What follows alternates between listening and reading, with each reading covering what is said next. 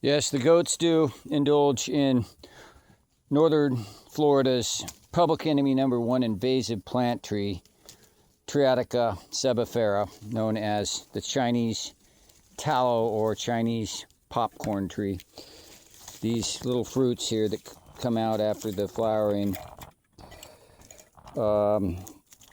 later open up and such, and it looks like popcorn popping, something like that. And well, those little fruits, I'm telling you, those things spread like crazy. There'll be thousands of trees beneath these trees, getting into wetlands, waterways. These things grow right down into wetlands, and they're spreading all over northwest and northern parts of Florida and other regions. Look at all those fruits up there, huge amounts. So on this particular property, there's a couple big trees right here that are going to be coming down. There's another big one here right next to a sycamore. There's two sycamores here, so it's competing with that sycamore, and it has gotten up to where it's almost as tall as a sycamore. So we've just been chopping some of the branches down and feeding some goats that are on the site here right now.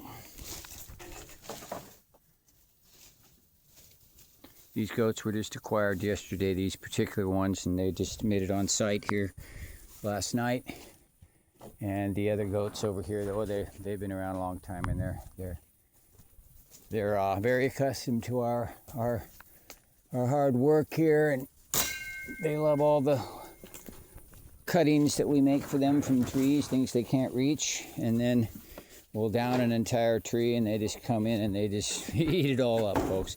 So then what do? We take off these trunks and branches, we cut these things up, we take them, and we grow shiitake mushrooms in the wood, use it as a feedstock. So we repurpose northern Florida's public enemy number one invasive plant tree, and we're letting the public know that we will come and remove these trees.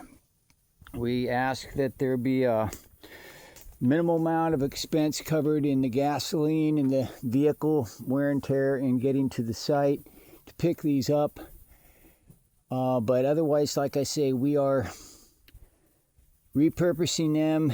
The goats eat all this green leafy matter, and they produce goat poops, which go into composting operations and grow crops, so there's value there.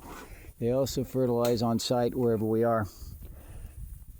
And again, we grow mushrooms from the feedstock of the trees in thicker branches.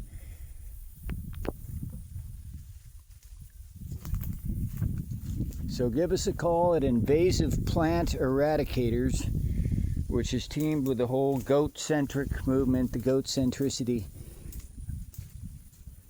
and the Escambia Lakes, and the Goat Refuge Conservation Land Trust, and other organizations which are all coming together in a cooperative manner to attack this horrible invasive species which is taking over, crowding out beneficial native plants, and it's relatively unchecked. Local governments don't seem to have any budgets for it. If any, they're very minimal, and it's something that we believe is more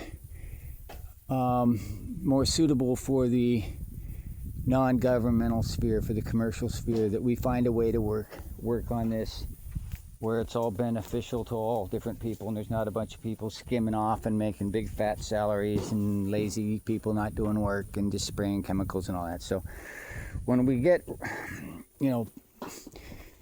people working in the commercial sector and nonprofit together, good hardworking people, we believe that we can be much more effective, and of course in full cooperation with government. And ultimately government is funded by people. People vote on things eventually at some point, but we cut out all the riffraff between then and there, now and whenever. Here and there, and it's all about space and time, right? Here and there, and now and whenever. Look at the beautiful oak in the background here, and the sycamore. There's pine here, there's sweet gum, there's wild grape, there's native plants thriving, and this popcorn tree is not belonging here. It came from China, and we're going to take it out. Here's one of our new goats. Look at this beautiful La Mancha nanny goat or doe, whatever you want to call her, depending on where you're from in the country. We call the goats different things. We call females nanny goats here in the south. Up north they call them does, and we call the males billy goats or bucks, depending on where we're at again. But isn't she a beauty? Look at that silver, brownish gray. There's a beautiful silver look with her, and she's got the longer hair, which isn't always so typical with the La Mancha. She's beautiful. She's relatively young, and she's got great form, and she's very friendly. And since I let her out last night, she is just eating everything out here. She loves everything that grows out here, and she's very friendly. She's been cared for and handled on a smaller farm, I can tell. We're very happy to have her.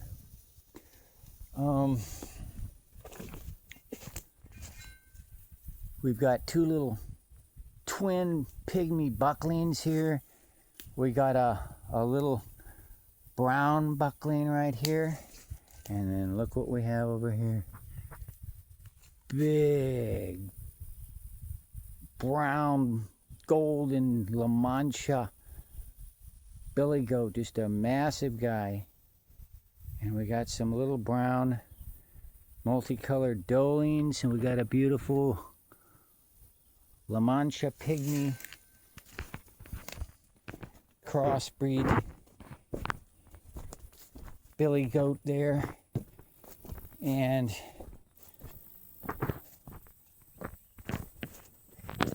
they're all here for their first day. We got a Nubian buckling with long ears. We got a mama there with just a full udder. She could be having a baby any day, or did she just have babies? We don't know. We got these guys at the auction.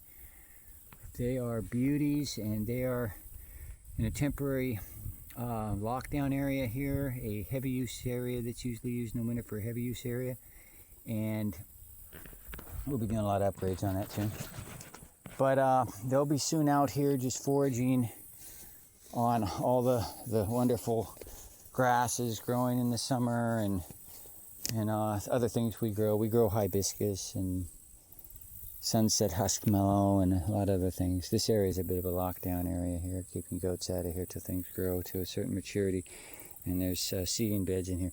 Anyways, this is a very, very beneficial native, and it grows phenomenally. It's the staghorn sumac. Provides these wonderful seed heads that are an excellent spice. And I just want to point that down this fence line. If you look down there, you'll see big popcorn tree right there. That one's coming out soon too. Lots of little seedlings beneath it that we're killing off. So popcorn will be completely eliminated. There's not a lot of it out here, but there's some where we've let it go to a certain stage since we've been here, and we'll be harvesting it, and we'll be harvesting for the public on all kinds of other sites. This is just one site we manage. It's a 75-acre site out here in northwest Florida and southern Alabama. Right now we're standing on the southern Alabama soil. So again, popcorn tree, give us a call, folks. We're here to make the best of it.